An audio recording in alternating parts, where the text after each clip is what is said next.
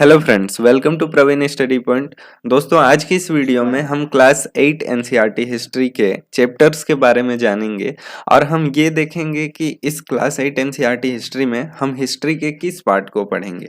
ठीक है, तो चलिए हम चलते हैं विषय वस्तु पर। यहाँ पे आप देख सकते हैं ये हमारे अतीत भाग 3 है और ये कक्षा 8 की पाठ्य पुस्तक है। ठीक है, यहाँ पे आप देख सकते हैं कक्षा 8 की पाठ्य पुस्तक है। तो चलिए अब हम नीचे चलते हैं इसके विषय वस्तु पर कि क्या हमें पढ़ना है। ठीक है, तो दोस्तों यहाँ पे आप देख सकते हैं इसका विषय सूची क्लास 8 एनसीईआरटी हिस्ट्री का। तो यहाँ आप सबसे फर्स्ट चैप्टर इसका देखेंगे जो लिखा है कैसे, कब और कहाँ। ठीक है, इसका सेकंड चैप्टर है व्यापार से साम्राज्य तक कंपनी की सत्ता स्थापित होती है। तो दोस्तों यहाँ वो जो ब्रिटिश लोग थे, वो जो यूरोपियन कंपनियां थी जो भारत में आकर के व्यापार करती थी, ठीक है, और बाद में उसमें जो इंग्लैंड की कंपनी थी, ईस्ट इंडिया कंपनी, वो शासन करने तक पहुंच जाती है और भारत में सत्ता भी स्थापित कर लेती है। ठीक है, तो इसका जो पूरा का पूरा स्टोरी है, कहानी है, वो किस तरह का है उसको हम लोग इस चैप्टर में जानेंगे।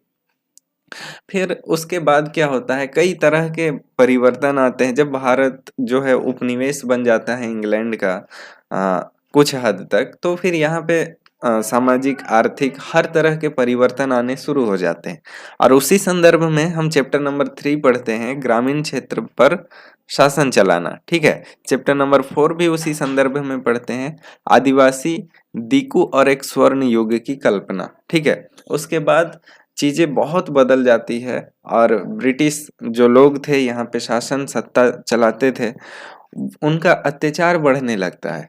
ठीक है, तो फिर हम चैप्टर नंबर 5 पढ़ते हैं कि जब जनता बगावत करती है 1857 और उसके बाद। तो 1857 में विद्रोह होता है, बगावत होती है। ठीक है, तो उस बगावत में क्या होता है, क्यों बगावत होता है और उस बगावत के बाद भारत में क्या क्या चेंजेस आते हैं उसको भी हम देखेंगे। और उसके बाद हम देखेंगे चैप्टर नंबर 6 जिसका नाम है बुनकर, लोहा बनाने वाले और फैक्ट्री मालिक। तो इस टाइम पीरियड में बुनकरों की, लोहा बनाने वालों की और फैक्ट्री मालिकों की क्या स्थिति रही, इसको भी हम जानेंगे इस चैप्टर में।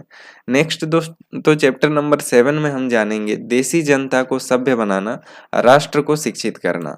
ठीक है, ये जो है ब्रिटिश लोग अपना जो है अपना विचार देते थे कि ये हमारा विचार है जिसके लिए हम नियम कानून लागू कर रहे हैं। ठीक है, तो इसके पीछे क्या क्या रीजंस थे, क्या क्या मोटिव्स थे, ठीक है, इन सभी को हम जानेंगे चैप्टर नंबर 7 में। और चैप्टर नंबर 8 में अगर आप देखें तो यहाँ लिखा है महिलाएं, जाति एवं सुधार। ठीक है, तो महिलाएं, जाति एवं सुधार इस टॉपिक के अंतर्गत इससे रिलेटेड सभी चीजों के बारे में दिया गया है, इसको भी हम जानेंगे। फिर नेक्स्ट हम देखेंगे राष्ट्रीय आंदोलन का संगठन 1870 के दशक से 1947 तक। 1870 से 1947 तक जो भी राष्ट्रीय आंदोलन हुए भारत में, उन आंदोलनों का एक सिलसिला चला। ठीक है, एक सिलसिलेवार ढंग से आंदोलन चला 1947 तक और लास्ट में भारत छोड़ो आंदोलन चला। उसके बाद 1947 में हमें स्वतंत्रता मिल जाती है। ठीक है, तो ये पूरा का पूरा आंदोलन कौन कौन सा था, क्यों चलाया गया, किस तरह से चलाया गया, इन सब के बारे में हम चैप्टर नंबर 9 में पढ़ने वाले हैं। उसके बाद जो नेक्स्ट चैप्टर है दोस्तों, वो है चैप्टर नंबर 10 जो कि लास्ट चैप्टर है और जिसका नाम है स्वतंत्रता के बाद। तो स्वतंत्रता के बाद क्या होता है, ठीक है, किस तरह से संविधान का निर्माण होता है, कितने महीनों कितने दिनों में होता है, कब वो लागू होता है। ठीक है, उसके बाद किस तरह से जो है डिवीजन हो जाता है भारत का एक प्रांत जो कि लाहौर की तरफ था, उसका डिवीजन पाकिस्तान बन जाता है। ठीक है, तो इस तरह से हम पूरे के पूरे मॉडर्न इंडिया को कवर करने वाले हैं और पूरा पूरा उसका जो पूरा का पूरा स्ट्रक्चर है वो हमको पता चल जाएगा कि पूरा का पूरा मॉडर्न इंडिया है, उसमें किन किन पार्ट्स को टच किया जाता है, कौन कौन सी चीजें मॉडर्न इंडिया में हुई, आधुनिक भारत में हुई, आधुनिक भारतीय इतिहास में। ठीक है, मॉडर्न इंडियन हिस्ट्री में। पिछले जो क्लास की एनसीईआरटी पुस्तक थी उसमें हमने पढ़ा था मेडिवल इंडिया के बारे में, यानी मध्यकालीन भारतीय इतिहास के बारे में। क्लास 6 एनसीईआरटी हिस्ट्री में हमने पढ़ा था प्राचीन भारतीय इतिहास के बारे में। तो ये जो पुस्तक है क्लास 8 एनसीईआरटी हिस्ट्री, इसमें हम पढ़ेंगे मॉडर्न इंडियन हिस्ट्री के बारे में, ठीक है। और मैंने आपको बताया कि पूरा का पूरा चैप्टर किस तरह से डिजाइन किया गया है, किस तरह से हिस्ट्री को, मॉडर्न इंडियन हिस्ट्री को रिप्रेजेंट किया गया है इस बुक में, ठीक है। तो फिर हम इस चैप्टर को जैसे ही कवर करते जाएंगे हमारा मॉडर्न इंडियन हिस्ट्री लगभग कंप्लीट होता जाएगा। और पूरा का पूरा चैप्टर कंप्लीट होने के बाद हमें ऐसा लगेगा कि पूरा मॉडर्न इंडिया का जो सिलेबस है, चैप्टर्स है, वो कंप्लीट हो गया है, ठीक है। और उसको एक बार डिटेल से किसी एक्स्ट्रा बुक से पढ़ने की ज़रूरत होगी।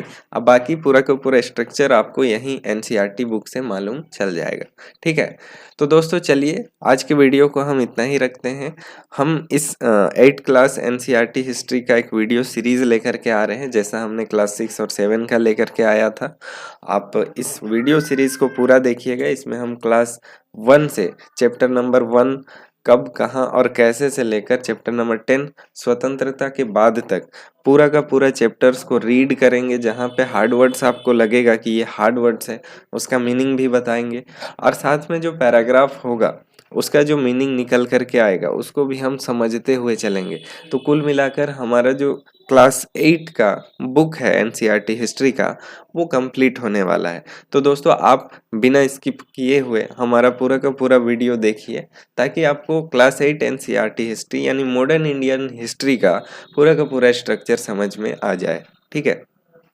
तो दोस्तों चलिए आज के वीडियो को हम इतना ही रखते हैं। मिलते हैं इसी तरह के नेक्स्ट वीडियो में। तब तक के लिए धन्यवाद। जय हिंद।